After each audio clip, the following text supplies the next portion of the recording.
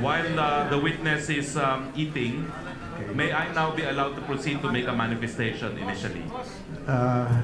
Session is resumed. Representative Roque will now make his manifestation.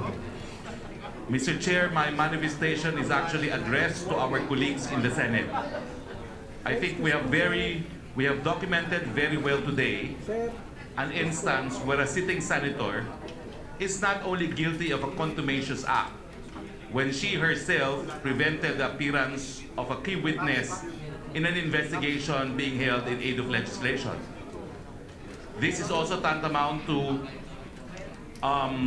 well, aside from being contumacious, the good lady, the lady senator has also accused this committee of everything from being a witch hunt to being a kangaroo court, only to find out today that she herself caused this witness not to appear and heed our earlier invitations and summons. I appeal to our colleagues in the Senate that although we have the power to cite her in contempt, we probably will not because of inter-parliamentary courtesy. But despite this courtesy, I hope our colleagues in the Senate will realize the seriousness of what we have today documented. A lady senator, a sitting senator, preventing the appearance of a key witness in a legislative investigation as part really of concealing the truth. You know, in civilized societies, I remember an instance where no less than a sitting president had to resign, not because of an illegal act per se, but because of the cover-up of an illegal act out of decency. So if this lady senator, Laila De Lima, will not voluntarily resign from her post after this revelation, I hope our colleagues in the Senate will protect the integrity of Congress of the Philippines, consisting of two houses, and in fact, remove her from her current position. That is if they want to maintain the integrity of the Congress of the Republic of the Philippines. Mr. Dayan, can I proceed with my questions now? Mr. Chair, can I proceed now? Parang ngumunguya pa eh. Pwede na ba, Mr. Dayan? Sige po. Go ahead, Your Honor. Now, Mr. Dayan, unang-una, sa iyong testimonya, nagkaroon na kayo ng relasyon ni Senadora Laila De Lima 2 buwan pa lamang matapos ka ma-empleyo sa kanyang law office. Tama ba ito? Tama po, sir.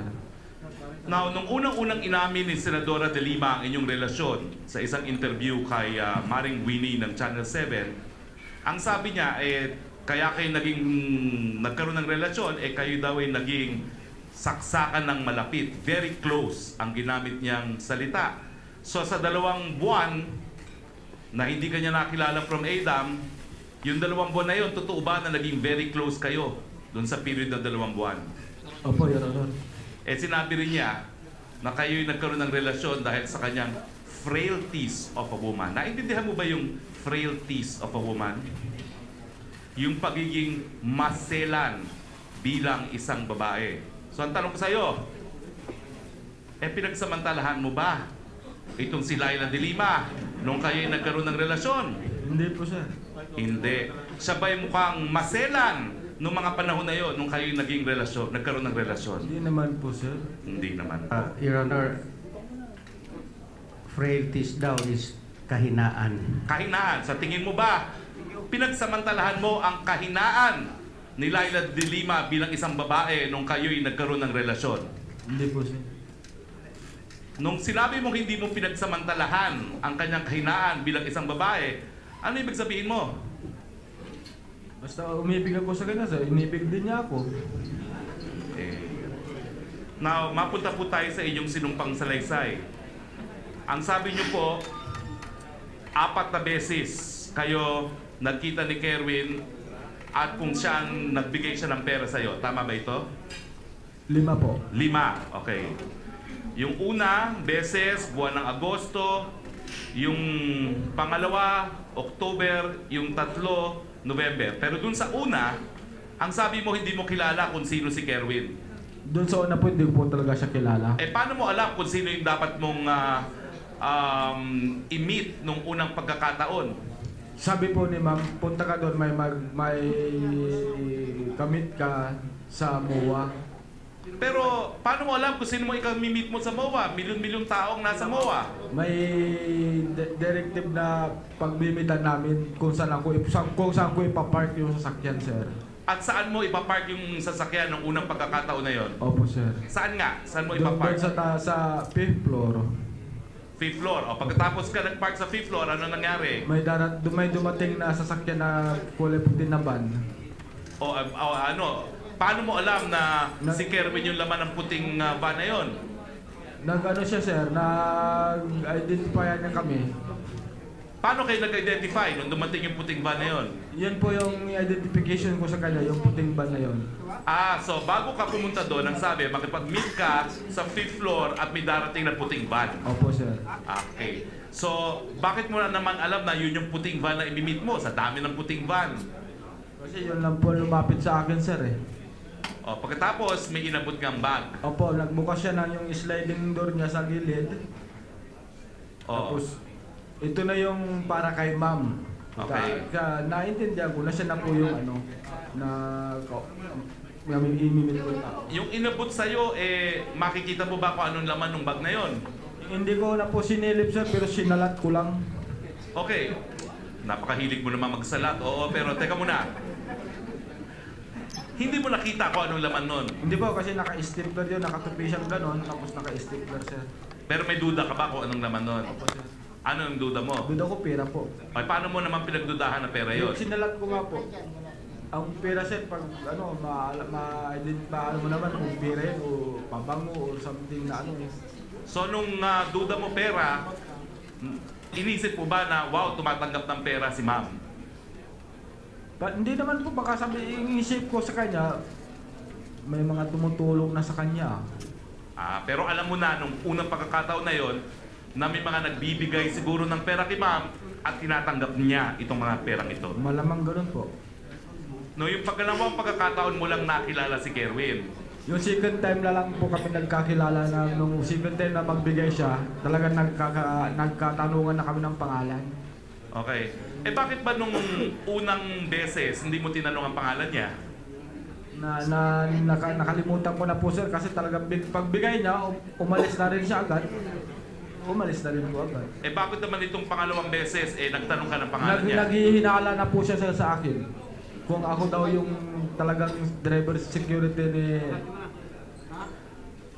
Senador De Lima. So, sinong unang nagtanong sa inyo? Siya po. Siya unang nagtanong? Opo. At anong tinanong niya sa iyo? Anong pangalan mo, sir? Sabi niya. Ako pala si Ronnie Palisok Dayan. Okay. Tapos sabi ko, ikaw, sir, anong pangalan mo? Kerwin. Ganun lang ang sagot niya. Okay. So, yung panahon na yon, kilala mo ba kung sino si Kerwin? Hindi po, sir. Hindi ko po siya kilala na yung drug lords pala yung Kerwin na yon. Kailan ka nagkaroon ng ideya na yung Kerwin ay drug lord? Nung itong pagkapatay lang ng tatay na, sir. Pagpatay lang ng tatay niya? Opo. Okay. Sinabi mo rin na yung pang-apat na beses ay may isang pagkakataon na nakita kayo sa Baguio. Ito yung panghuli sa Baguio, no? Bakit kayo nagkita sa Baguio?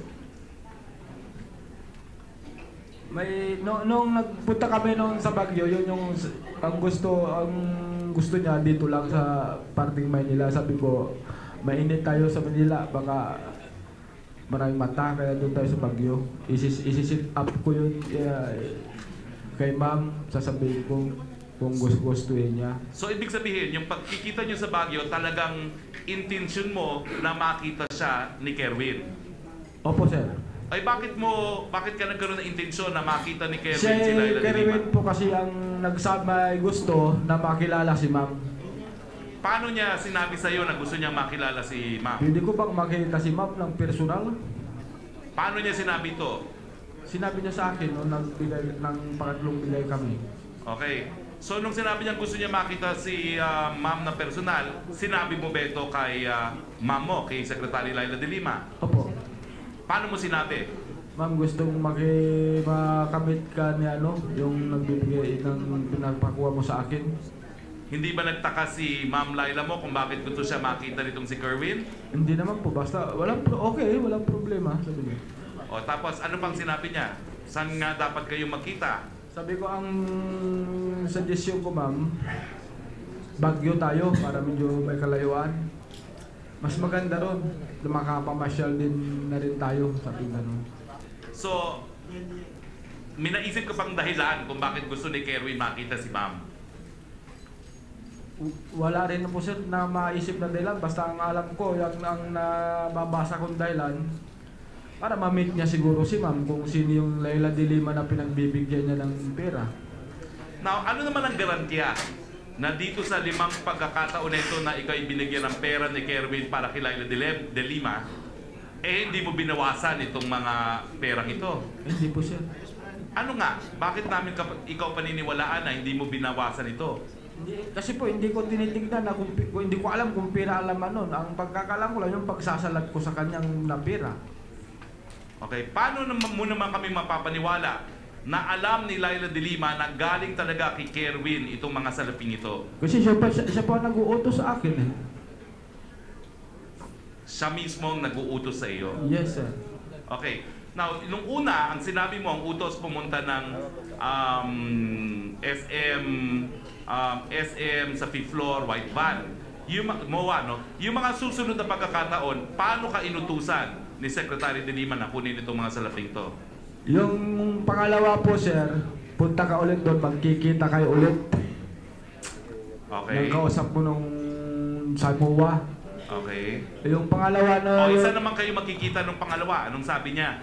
Sa Dampa.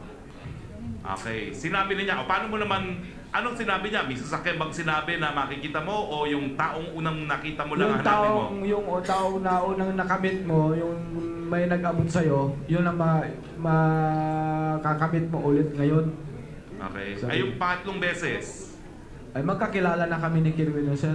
Pero sinabihan ka ba ni Secretary de Lima na Yes, makipagkita ka na naman? Opo, sir. So ibig sabihin, yung mga salaping tinatanggap mo, hindi ka nagkontak kay Kerwin para kunin yung mga pera. Lahat yun, yung 5 beses na tinanggap mong pera, si Secretary Laila de Lima nagsabing magkita kayo at kunin mo.